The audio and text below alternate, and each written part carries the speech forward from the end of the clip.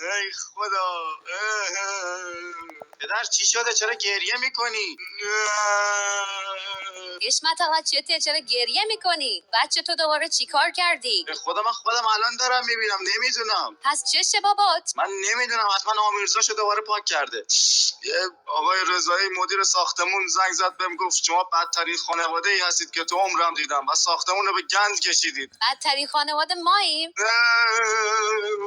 آقای رضایی خره کی باشه؟ پدر اون گوشیه بده به من ببینم. الو رضایی خودتی؟ بله شما. گوش کن، من امیرم. ببینم تو به بابای من گفتی بدترین خانواده ای، تو گفتی چرا؟ بله. مگه من به بابای تو گفتم که بدترین خانواده ای که تو میگی چرا؟ چی میگی؟ برو خونتون بچه، چی میگی تو؟ الان که اومدم بالا سرت میفهمی.